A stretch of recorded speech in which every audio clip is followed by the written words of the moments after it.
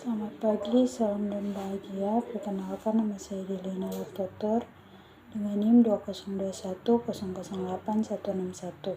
Saya mahasiswa dari program studi manajemen Fakultas Ekonomi Universitas Sarjana-Wiyata Taman Siswa Yogyakarta. Nah, di sini untuk pembahasan yang pertama yang akan saya jelaskan, pengertian Good Corporate Governance, yang dimana pengelolaan perusahaan atau GCG yang baik itu memiliki pengertian semakin luas, semakin kompleks. Nah, suatu tata kelola yang baik dan benar itu bisa dibuktikan dengan meningkatkan performa dan efisiensi. Nah, definisi mengelola suatu perusahaan yang baik dan benar itu tergantung dalam suatu lingkup perusahaan dan tujuan perusahaan. Kemudian unsur penyusunan, tatanan organisasi, kemudian performa tujuan yang diharapkan. Kemudian yang berikut adapun unsur-unsur Good Corporate Governance yang terbagi atas 3 bagian. Nah, di sini untuk unsur yang pertama efisiensi dan keterbukaan, yang dimana tata kelola usaha yang baik itu akan mengembangkan efisiensi. Kemudian efisiensi itu tidak berkorelasi terhadap sedikit atau banyaknya dari pemangku kepentingan. Kemudian akan lebih mengarah kepada manajemen dan mampu memperhatikan dan menyeimbangkan faktor risiko dalam perusahaan. Kemudian unsur yang kedua ada pemangku kepentingan. Nah, yang dimana peran pemangku kepentingan ini harus mempunyai kekuatan untuk memilih, mengangkat, dan menurunkan dewan direksi. Nah, kemudian kekuasaan efektif yang tidak bisa dimanipulatif, kemudian efisi evaluasi dalam jangka waktu tertentu, mendapatkan utang atas dividen dasar yang jumlahnya tidak melebihi dari dividen yang diperoleh. Kemudian unsur yang terakhir, manajemen direktif. Nah, setiap mengambil suatu keputusan harus mengikuti lembaga yang mengatur. Nah, untuk unsur direksi yang efektif adalah pemangku kepentingan. Nah, orang yang mengetahui dan mempunyai kapasitas dan kredibilitas yang tinggi akan meningkatkan monitoring terhadap efektivitas dewan direksi. Nah, di sini ada juga teori-teori dalam Good Corporate Governance yang terbagi atas 2 bagian. Baik, untuk teori yang pertama di sini ada stewardship. Teori adalah dibuat dengan filosofi yang mengenai sifat manusia, karena manusia pada hakikatnya mampu dipercayai dan mampu melakukan dengan penuh tanggung jawab, berlaku jujur terhadap pihak lain. Kemudian stewardship teori ini memandang manajemen bisa dipercayai untuk bertindak sebaik-baiknya demi kepentingan semuanya.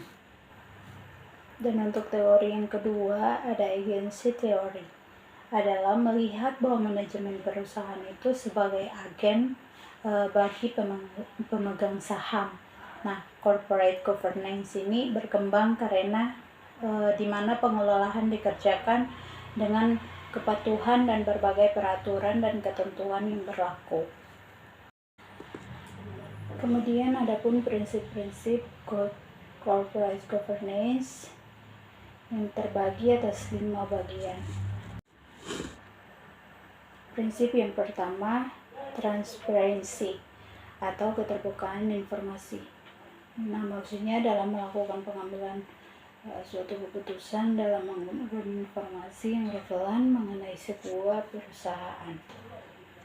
Kemudian yang kedua, prinsip accountability atau akuntabilitas, yang dimana kejelasan suatu fungsi, struktur, sistem, dan penanggung jawab perusahaan itu sehingga suatu perusahaan itu dapat berjalan secara efektif.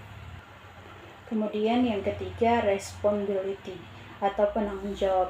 Nah, kepatuhan di dalam suatu perusahaan terhadap suatu prinsip yang sehat dan sesuai peraturan yang berlaku. Dan yang keempat, independensi atau kemandirian, yang dimana suatu perusahaan dikelola dengan profesional tanpa adanya bentrokan. kepentingan dan tekanan dari suatu manajemen yang tidak sesuai dalam peraturan perundang-undang yang berlaku. Kemudian yang kelima, fairness atau kesetaraan dan kewajaran. Nah, itu maksudnya suatu perilaku yang adil di dalam hak stakeholder yang berdasarkan perjanjian dan suatu peraturan yang berlaku. Nah, kemudian yang berikut ada tahap penerapan Good Corporate Governance. Nah, dalam penerapan GCG dalam suatu perusahaan itu sangat penting bagi pihak perusahaan yang melakukan penerapan berdasarkan suatu analisa dan kondisi suatu perusahaan. Nah, sehingga penerapan GCG ini bisa berjalan sesuai dengan apa yang ditunjukkan dan mendapatkan dukungan di dalam perusahaan. Kemudian yang berikut ada juga tahap implementasi Good Corporate Governance, yang dimana perusahaan itu memiliki GCG yang manual, kemudian langkah untuk melakukan atau melalui implementasi di suatu perusahaan. Nah, dalam tahap implementasi GCG ini terdapat 3 langkah utama.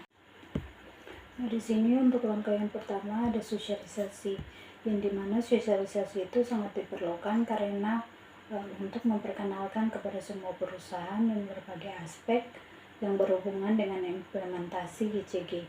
Nah, sosialisasi ini diperlukan suatu tim khusus yang dibentuk itu sendiri dan di bawah pengawasan direktur utama. Kemudian langkah yang kedua ada implementasi, yang dimana kegiatan yang dilakukan harus sejalan dengan pedoman GCG. Nah, implementasi ini harus bersifat top-down approach yang melibatkan Dewan Komisaris dan direksi perusahaan. Kemudian implementasi hendaknya mencakup upaya manajemen perusahaan guna menjaga proses perubahan yang ditimbulkan oleh implementasi GCG itu sendiri. Dan untuk langkah yang terakhir ada internalisasi. Nah, internalisasi ini adalah tahap jangka panjang suatu implementasi. Nah, internalisasi mencakup upaya dan memperkenalkan GCG pada semua bisnis perusahaan. Nah, dapat dipastikan penerapan GCG ini bukan sekedar di permukaan saja atau sekedar suatu kepatuhan. Nah, untuk pembahasan yang berikut, saya akan menjelaskan mengenai pengertian kode etika profesi. Nah, di sini dapat kita lihat bahwa di dalam etika ada norma, aturan, kaidah, ataupun tatanan.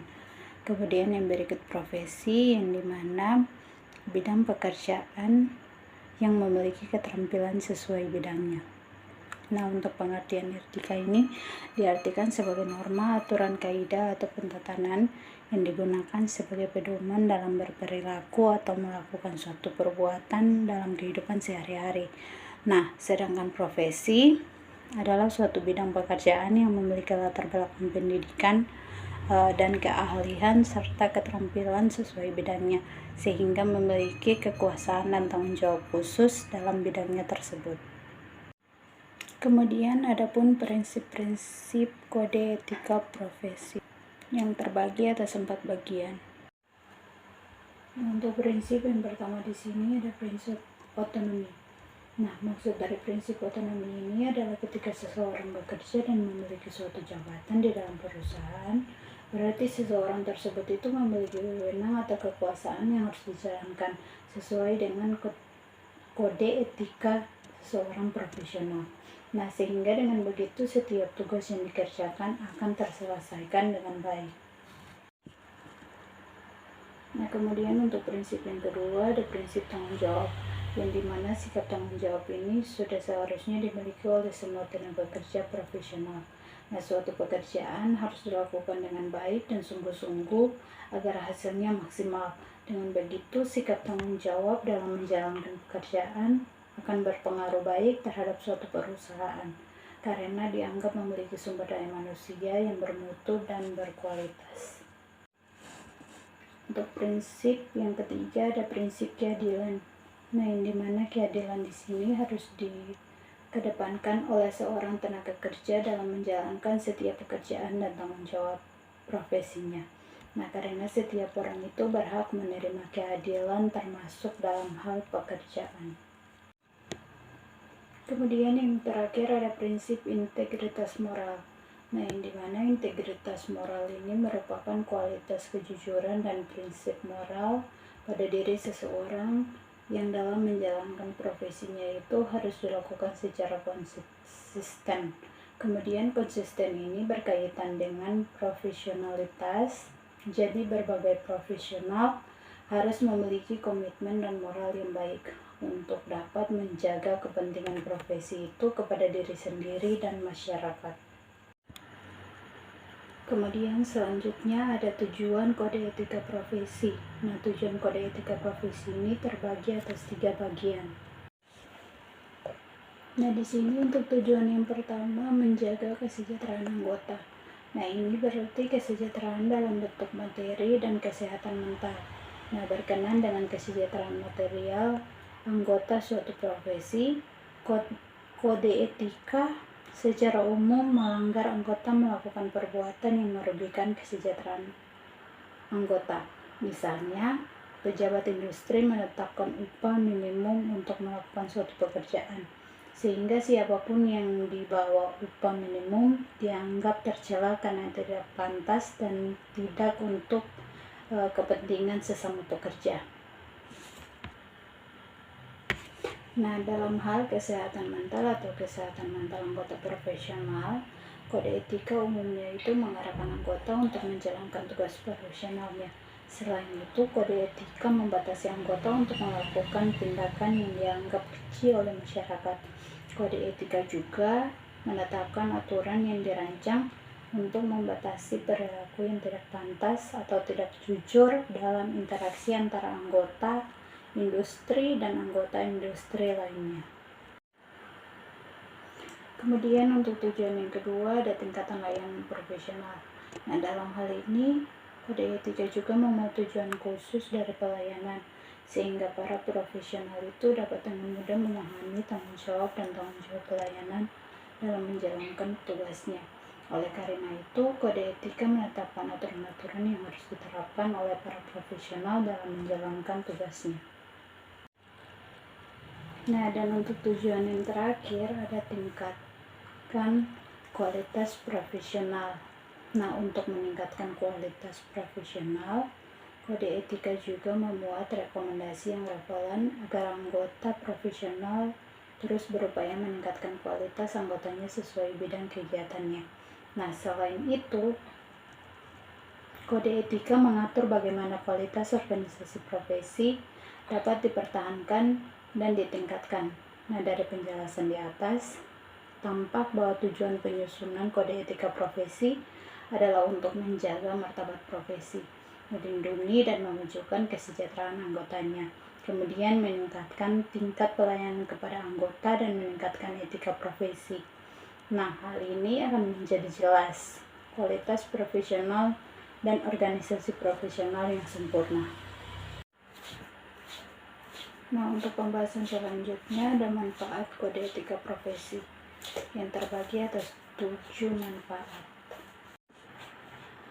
Nah, di sini untuk manfaat yang pertama ada perlindungan dan jaminan aset perusahaan.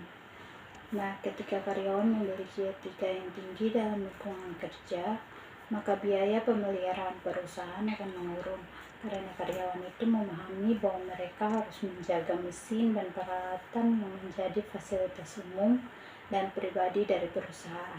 Kemudian karyawan juga harus semakin peka dan harus sangat menyadari tugas dan tanggung jawab mereka terhadap perusahaan. Yang kedua ada produktivitas meningkat. Nah, ketika seorang karyawan menghargai pekerjaan atau tugas tertentu, maka semua tugas yang diberikan ia dapat melakukan tepat waktu dan tujuan yang ditetapkan mencapai target. Nah, hal ini berdampak signifikan terhadap penjualan dan produktivitas perusahaan. Jadi, pastikan perusahaan Anda itu memiliki sumber daya manusia berupa karyawan yang mengikuti etika profesi. Nah, secara tidak langsung, karyawan yang profesional dan beretika memastikan kelangsungan bisnis dan pertumbuhan bisnis dengan baik sehingga tetap konsisten. Kemudian yang ketiga, citra publik perusahaan meningkat. Nah, perusahaan yang penuh dengan karyawan yang setia pada etika profesi dapat meningkatkan citra perusahaan secara keseluruhan. Mengapa demikian? Karena kinerja karyawan yang berdedikasi mempengaruhi kemampuan perusahaan yang menemukan nilai-nilai dan tanggung jawab lingkungannya. Nah, selain itu, peningkatan citra publik berbanding lurus dengan peningkatan pendapatan operasional. Nah, dengan cara ini citra publik akan naik di mata masyarakat. Dan yang keempat, ada adaptif terhadap perubahan. Nah, untuk kondisi pasar di seluruh dunia dinilai sangat agresif dan fluktuatif. Nah, karyawan yang beretika dalam lingkungan kerja merupakan kunci keberhasilan. Nah, mereka yang bertanggung jawab untuk menghadapi tantangan dan beradaptasi dengan semua posisi dan profesi yang mereka pegang. Nah, ini juga memungkinkan perusahaan dapat beradaptasi dengan perubahan kondisi bisnis dan menghadiahkan proses bisnis kepada karyawan yang sangat beretika. Kemudian yang kelima ada lingkungan kerja bebas masalah. Nah, secara umum lingkungan kerja yang sehat adalah lingkungan yang dimana semua karyawan saling menghormati dan menghargai di dalam perusahaan. Nah, namun masih ada kemungkinan masalah yang bisa muncul di lingkungan kerja, bahkan jika ada sedikit kesalahpahaman di antara karyawan. Nah, itu memperdalam pemahaman karyawan dan membuat kesalahpahaman dapat terselesaikan dengan sendirinya. Bahkan para manajemen tidak perlu khawatir tentang hal-hal kecil karena karyawan mempunyai pemahaman dengan cukup baik. Kemudian yang keenam, ada terhindar dari masalah hukum. Nah, semua proses yang dilakukan secara sistematis dan fungsional dengan ketentuan setiap karyawan itu memegang teguh etika bisnis. Nah, dalam perusahaan menghindari masalah hukum yang dapat timbul dengan karyawannya, semua pekerja itu harus dilakukan sesuai dengan peraturan yang berlaku. Jika semua proses bisnis tunduk pada aturan, tidak ada masalah hukum atau perubahan kondisi perusahaan. Dan yang terakhir, perusahaan mampu meraih kesuksesan. Nah, perusahaan berhasil dan semua karyawan memiliki pemahaman yang mendalam tentang etika pekerjaan mereka dan secara teratur bekerja sama untuk memastikan pertumbuhan perusahaan. Nah, karyawan tidak hanya ingin unggul dalam pekerjaan dan disiplin mereka, mereka juga ingin benar-benar ambisius melakukan pekerjaan mereka dengan bermanfaat dan bermartabat dan memberikan hasil yang lebih baik kepada perusahaan. Nah, di sini juga ada manfaat lainnya. Yang pertama, memberikan pedoman bagi setiap anggota profesi tentang prinsip profesionalitas yang digariskan. Kemudian yang kedua, sebagai sarana kontrol sosial bagi masyarakat atas profesi yang bersangkutan. Yang ketiga, mencegah campur tangan pihak di luar organisasi profesi tentang hubungan etika dalam keanggotaan profesi. Kemudian kita masuk dalam studi kasus 1 yang berbicara mengenai pengertian good corporate governance. Nah, untuk kasusnya OJK atau Otoritas Jasa Keuangan. Nah, dalam tata kelola perusahaan jadi akar masalah kasus-kasus asuransi. Direktur Pengawasan Asuransi Otoritas Jasa Keuangan atau OJK, Supriyono menjelaskan bahwa isu tata kelola perusahaan yang baik kembali menemukan relevansinya saat ini. Tekanan ekonomi akibat COVID-19 membuat dunia usaha menghadapi guncangan sangat hebat dan menguji kualitas tata kelolanya. Bagi industri asuransi, isu GCG menjadi sorotan karena adanya sejumlah perusahaan yang mengalami gagal bayar. Nah, isu itu pun mendapatkan perhatian besar di tengah pandemi. Nah, saat daya beli masyarakat menurun dan kinerja investasi terkoreksi, sehingga bisnis asuransi menghadapi tantangan. Nah, di sini untuk kasusnya, Dewan Pers menganggap RCTI telah melanggar kode etik jurnalistik, yang dimana Dewan Pers memutuskan stasiun televisi RCTI melanggar pasal 1 dan pasal 3 kode etika jurnalistik soal kejelasan sumber informasi terkait pemberitaan soal dugaan pembocoran materi debat Capres yang ditayangkan dalam program Seputar Indonesia Sore pada 11 Juni 2014 dan Seputar Indonesia Pagi pada 12 Juni 2014. Nah, pada berita tersebut, RCTI mengatakan adanya pembocoran materi debat calon presiden yang menguntungkan pasangan Capres dan Cawapres, Jokowi dan Yusuf Kala. Nah, Dewan Pers menilai sumber pemberitaan tersebut tidak jelas. Stasiun televisi milik Harry Tassoidibojo yang mendukung pasangan Capres dan Cawapres saat itu, Prabowo Subianto Hatta Rajasa, dinilai tidak memiliki dokumen yang kuat untuk mendukung tandingnya. Baik, sekian presentasi dari saya. Saya mohon maaf jika dalam penyampaian ada salah kata dan ada penyampaian yang tidak jelas. Saya minta maaf. Terima kasih. Salam dan bahagia.